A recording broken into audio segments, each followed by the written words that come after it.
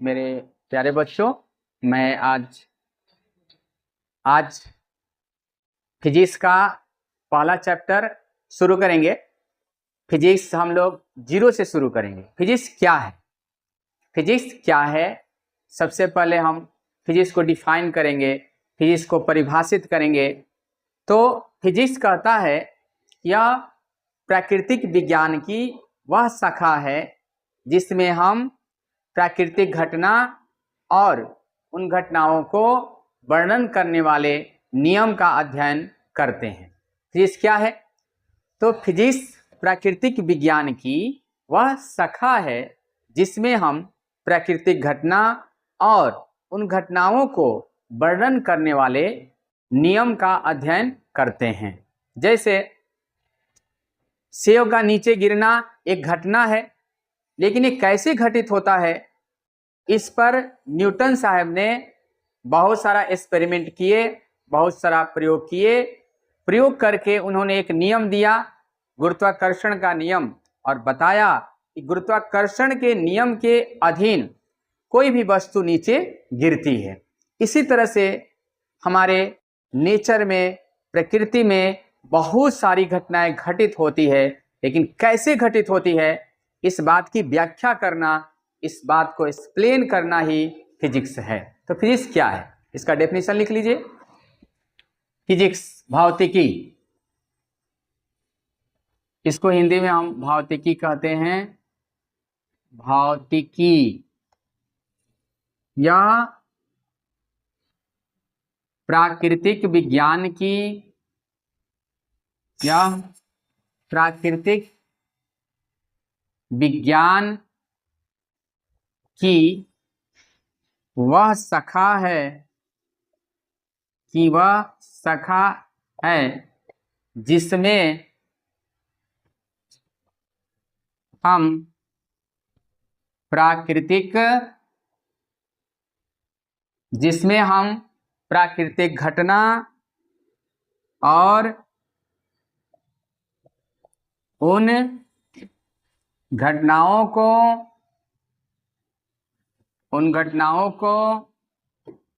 वर्णन करने वाले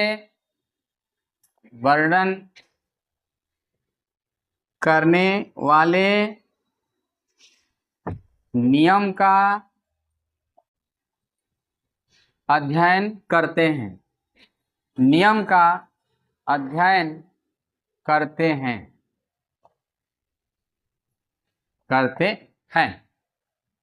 जैसे किसी वस्तु का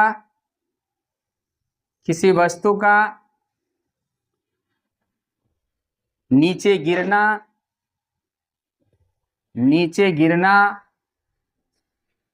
एक घटना है।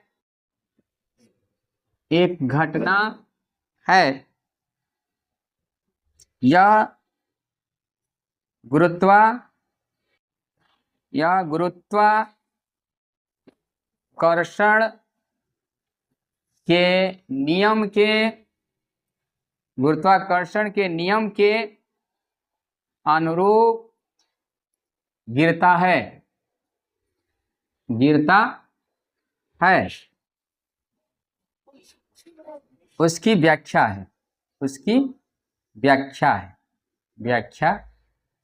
है। ठीक है। यह प्राकृतिक विज्ञान की फिजिक्स क्या है?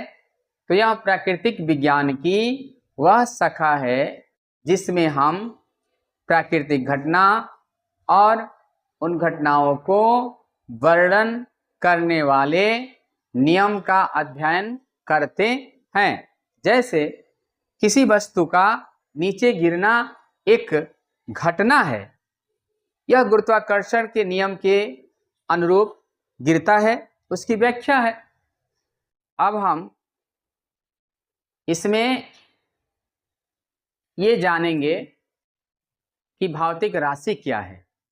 कोई भी सब्जेक्ट होता है, कोई भी विषय होता है, तो उससे संबंधित राशियां होती हैं।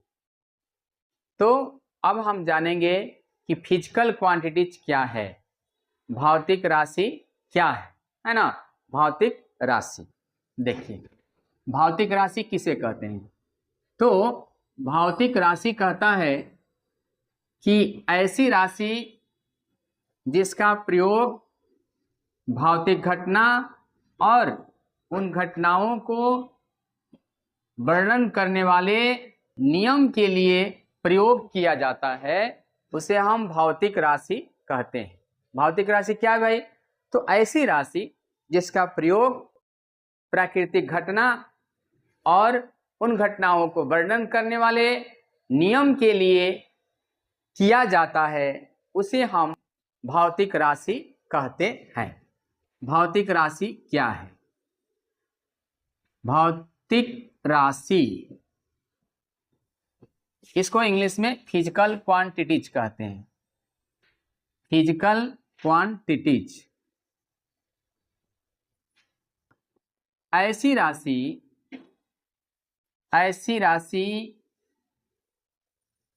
जिसका प्रयोग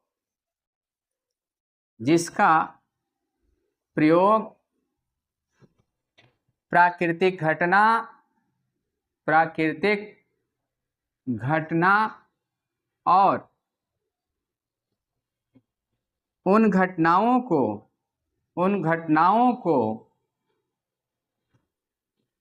वर्णन करने के लिए, उन घटनाओं को वर्णन करने वाले नियम के लिए किया जाता है, उसे हम भौतिक राशि कहते हैं। भौतिक राशि कहते हैं। भौतिक राशि कहते हैं। फिजिकल क्वांटिटीज लिख लिए। फिजिकल क्वांटिटीज क्या है? तो ऐसी राशि जिसका प्रयोग प्राकृतिक घटना और उन घटनाओं को वर्णन करने वाले नियम के लिए किया जाता है, उसे हम भौतिक राशि कहते हैं। जैसे मान लीजिए कि हम मैथ पढ़ते हैं, गणित पढ़ते हैं, तो गणित की राशि होगी। रसायन विज्ञान पढ़ते हैं, केमिस्ट्री पढ़ते हैं, तो केमिस्ट्री से संबंधित राशियां होगी, है ना। इकोनॉमिक्स अर्थशास्त्र पढ़ते हैं तो उससे संबंधित राशियां होगी। तो उसी तरह से फिजिक्स में भी क्या है? फिजिकल क्वांटिटीज है, भौतिक राशियां हैं। तो भौतिक राशि किसे कहते हैं भाई? ऐसी राशि जिसका प्रयोग प्राकृतिक घटना और उन घटनाओं को वर्णन करने वाले नियम के लिए किया जाता है, उसे हम भौतिक राशि कहते हैं। ठीक है। अब कोई भी राशि है तो उसका कुछ ना कुछ मात्रक होगा, है ना। आप जैसे मान लीजिए किसी दुकानदार के पास जाते हैं, दुकानदार से बोलते हैं कि हमको चीनी दे दो, हमको आटा दे दो, तो क्या चीनी दे देगा?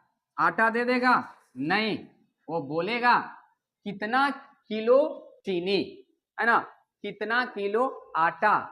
तो किलो क्या हो गया?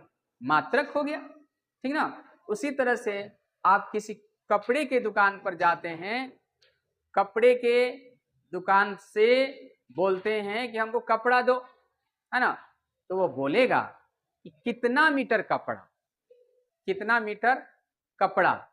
तो मीटर क्या हो गया? मात्रक हो गया। मीटर क्या हो गया? मात्रक हो गया। तो मात्रक किसे कहते हैं? मात्रक का डेफिनेशन लिखिए।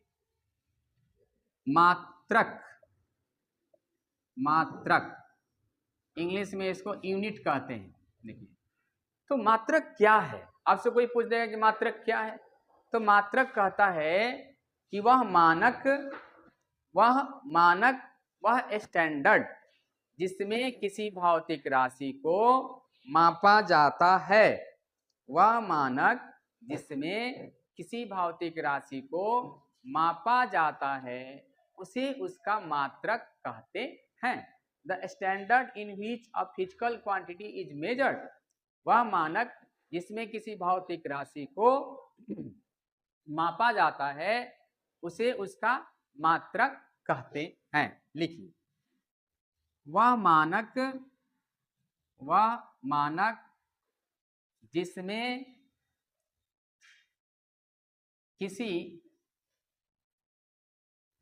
भौतिक राशि को, जिसमें किसी भौतिक राशि को मापा जाता है, मापा जाता है, उसे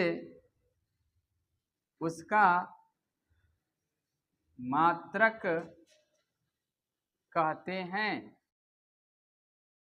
उसे उसका मात्रक कहते हैं। वह मानक जिसमें किसी भौतिक राशि को मापा जाता है उसे उसका मात्रक कहते हैं। ठीक है, तो अब सवाल ये उठता है कि कौन कौन से मात्रक है। शुरू में बहुत सारा मात्रक था। पहला CGS, CGS, C का मतलब सेंटीमीटर, G का मतलब ग्राम, CGS, S का मतलब second, CGS centimetre gram second. ठीक है, तो लेंथ का, लंबाई का सेंटीमीटर, द्रव्यमान का ग्राम और समय का सेकंड। तो ये जो CGS प्रणाली था, सिस्टम था, ये केवल फ्रांस तक सीमित था। ये कहां पर प्रचलन में था भाई? तो फ्रांस में था। एक तो लोकल हो गया, केवल फ्रांस तक ही था। दूसरी बात कि टाइम का सेकंड जो था वो स्टैंडर्ड था, लेकिन लंबाई का सेंटीमीटर और द्रव्यमान का ग्राम ये दोनों स्टैंडर्ड नहीं था, मानक नहीं था, है ना। इसलिए इसको पूरे विश्व में स्वीकार नहीं किया गया, अस्वीकार कर दिया गया, रिजेक्ट कर दिया गया, एक्सेप्ट नहीं किया गया। तो इसको हम लोग जान लेते हैं। पहला जो यूनिट था CGS, centimetre gram second, centimetre gram second. इसमें लंबाई को सेंटीमीटर में, द्रव्यमान को ग्राम में, समय को सेकंड में। इसको फ्रांसिस प्रणाली भी कहते हैं, फ्रांसिस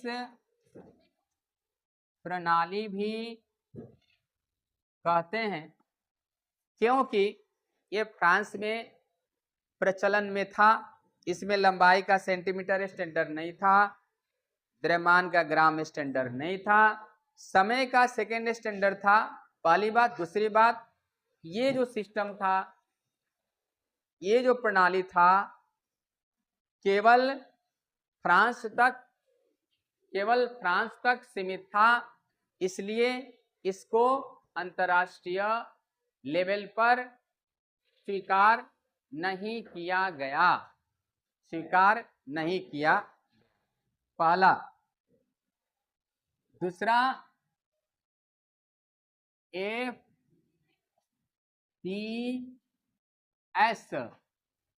F का मतलब फुट हो गया, फुट, P से पाउंड हो गया, S से सेकंड हो गया। तो इसमें लंबाई को फुट में, द्रव्यमान को पाउंड में, समय को सेकंड में मापा जाता है। इसको हम ब्रिटिश प्रणाली भी कहते हैं, ब्रिटिश प्रणाली। इसमें देखिए FPS में लंबाई को फुट में, द्रव्यमान को पाउंड में, समय को सेकंड में मापते। ये ब्रिटेन में आया, इंग्लैंड को ही ब्रिटेन कहते हैं। तो इसमें भी देखिए समय का सेकंड तो स्टैंडर्ड था, लेकिन द्रव्यमान का पाउंड, लंबाई का फुट स्टैंडर्ड नहीं था। क्यों? कोई प्रणाली, कोई सिस्टम स्टैंडर्ड होता है, स्टैंडर्ड नहीं होता है। इसका हम शर्त बताएंगे। क्या क्या शर्त है? स्टैंडर्ड राशि होने के लिए, हाँ ठीक है। तो इसमें देखिए समय का सेकंड तो स्टैंडर्ड था, लेकिन द्रव्यमान का पाउंड, लंबाई का फुट स्टैंडर्ड नहीं था, पहली बात। दूसरी बात कि केवल यह ब्रिटेन तक सीमित था, इंग्लैंड तक सीमित था, इसलिए इसको इंटरनेशनल लेवल पर, अंतर्राष्ट्रीय स्तर पर स्वीकार नहीं किया गया, रिजेक्ट कर दिया गया। तीसरा जो आया थर्ड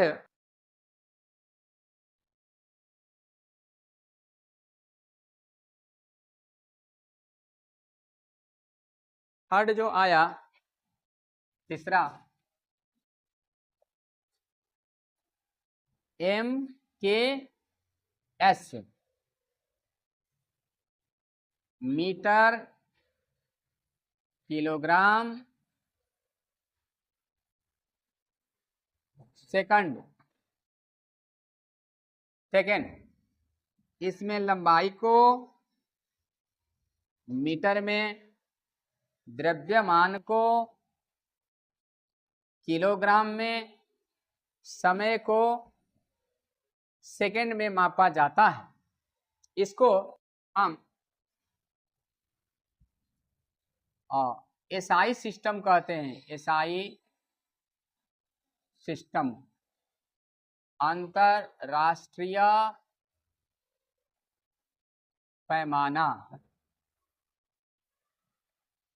1960 में अमेरिका में इसको स्वीकार किया गया। अब देखिए MKS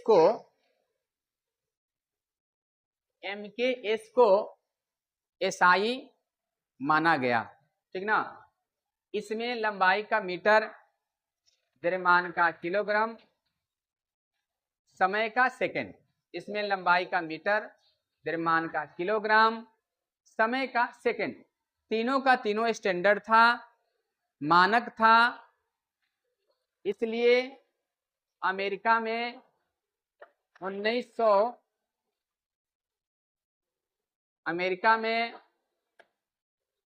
1960 में मीटिंग हुआ।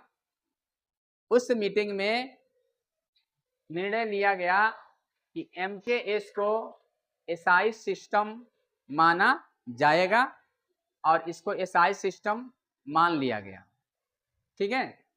पूरे विश्व में कहीं भी चले जाइए आप पाकिस्तान में चले जाइए, कहेगी 1 किलो चीनी दो, समझेगा 1 किलो का मतलब। अमेरिका में चले जाइए, हमको 1 किलो चीनी दो, देगा।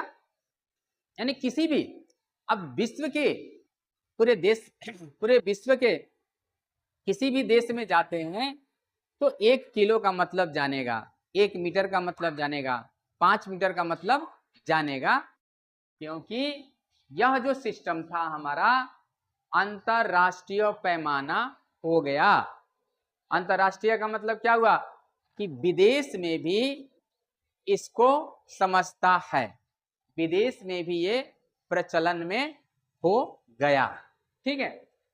अब सवाल ये उठता है कि कोई भी पैमाना स्टैंडर्ड क्यों होता है, मानक क्यों होता है? स्टैंडर्ड होने के लिए शर्त क्या है, कंडीशन क्या है, ठीक ना। उस कंडीशन के बारे में हम लोग जानेंगे। देखो, तो कोई भी राशि, कोई भी पैमाना, कोई भी मात्रक के स्टैंडर्ड होने के 6 तरीका है, 6 शर्त है। जो 6 शर्तों का पालन करेगा, 6 कंडीशन का पालन करेगा, उसे हम स्टैंडर्ड यूनिट कहते हैं। तो 6 क्या हो गया, ध्यान दीजिए। देखिए, पहला जो है कि ये आसानी से उपलब्ध हो। ये ऐसा मात्रक होना चाहिए जो आसानी से उपलब्ध हो। ऐसा नहीं कि भुला गया, खोजते रहो खोजते रहो खोजते रहो, ऐसा नहीं होना चाहिए। इजीली अवेलेबल हो, आसानी से उपलब्ध हो। दूसरा, इसका जो डेफिनेशन हो, परिभाषा हो, एक्यूरेट हो, सही हो, कहीं से किसी भी प्रकार के गलती नहीं होना चाहिए, उसमें किसी भी प्रकार का त्रुटि नहीं होना चाहिए, त्रुटिहीन होना चाहिए। इसका परिभाषा क्या होना चाहिए भाई? त्रुटिहीन होना चाहिए। तीसरा, इसका साइज, आकार प्रकार उपयुक्त होना चाहिए। उपयुक्त का मतलब, उपयुक्त का मतलब न बड़ा हो न छोटा हो। जैसे मान लो रोड को बनाना है, ठीक ना, अब कोई कहे कि रोड को प्रकाश वर्ष से मापो, तो प्रकाश वर्ष क्या हो जाएगा? बहुत ज्यादा होगा, बहुत बड़ा होगा, करोड़ों किलोमीटर हो जाता है। प्रकाश वर्ष क्या है? एक साल में प्रकाश जितना दूरी तय करता है करोड़ों किलोमीटर हो जाता है, बड़ा हो गया। सेंटीमीटर से कहा जाए मापो, सेंटीमीटर बहुत छोटा हो गया। लेकिन मीटर क्या है? न बड़ा है न छोटा है। वही कहता है इसका आकार प्रकार उपयुक्त होना चाहिए। चौथा कहता है कि ऐसा यूनिट होना चाहिए, ऐसा मात्रक होना चाहिए जो प्रयोगशाला में फिर से उत्पन्न किया जा सके। भुला भी गया तो हम प्रयोगशाला में जाकर के, लैबोरेटरी में जाकर के फिर से उसको उत्पन्न कर सके, ऐसा होना चाहिए। रिप्रोड्यूसिबल होना चाहिए। री माने फिर से, प्रोड्यूस माने उत्पन्न किया जा सके। इसके बाद पांचवा, ऐसा होना चाहिए कि उस पर दाब, ताप, इन सभी चीजों का कोई प्रभाव नहीं पड़ना चाहिए। दाब प्रेशर, ताप टेम्परेचर, प्रेशर टेम्परेचर, इन सारे चीजों का उस पर यानी उस मात्रक पर कोई प्रभाव नहीं पड़ना चाहिए।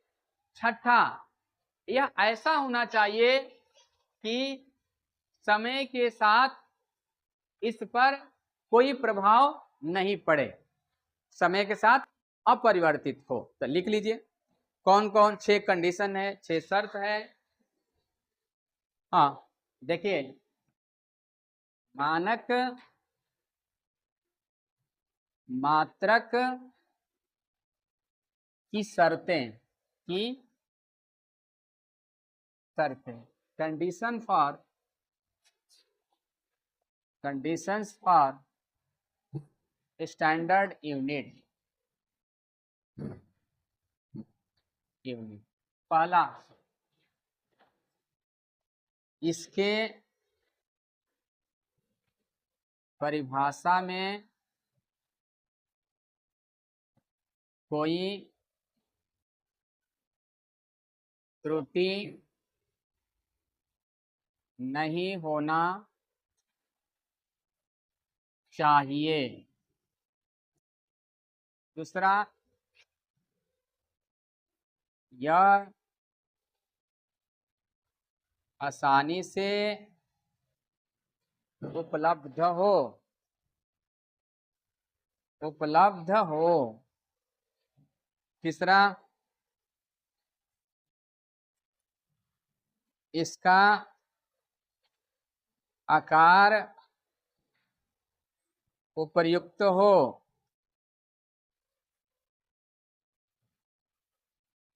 चौथा, इसे प्रयोगशाला में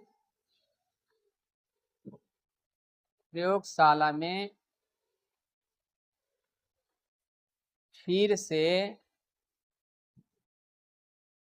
उत्पन्न किया जा सके। पांचवा, इस पर दाब, ताप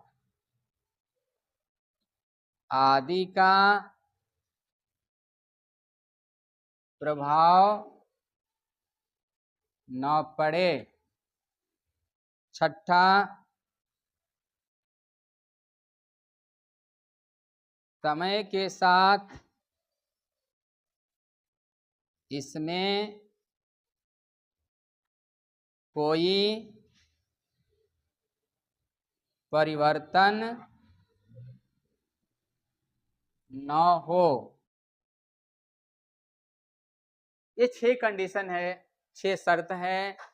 इन 6 शर्तों का जो मात्रक पालन करता है उसे हम स्टैंडर्ड मात्रक कहते हैं। पहला, इसके परिभाषा में कोई त्रुटि नहीं होना चाहिए, कोई फॉल्ट नहीं हो, कोई एरर नहीं हो। दूसरा, यह आसानी से उपलब्ध हो, आसानी से अवेलेबल हो, एक बार भुला जाए तो फिर से उसको हम प्राप्त कर सकें। तीसरा, इसका आकार उपयुक्त हो, न बड़ा होना चाहिए न छोटा होना चाहिए। चौथा, इसे प्रयोगशाला में फिर से उत्पन्न किया जा सकता है। पांचवा, इस पर दाब, ताप आदि का प्रभाव नहीं पड़ना चाहिए। छठा, समय के साथ इसमें कोई परिवर्तन न हो। तो आज के लिए इतना ही। मैं AK रॉय, फिजिक्स के टीचर, आप लोग को बहुत बहुत शुभकामना। फिर मिलते हैं हम लोग अगले दिन इसी समय पर। तब तक के लिए हम लोग एक इंटरवल पर जाते हैं। बहुत बहुत धन्यवाद।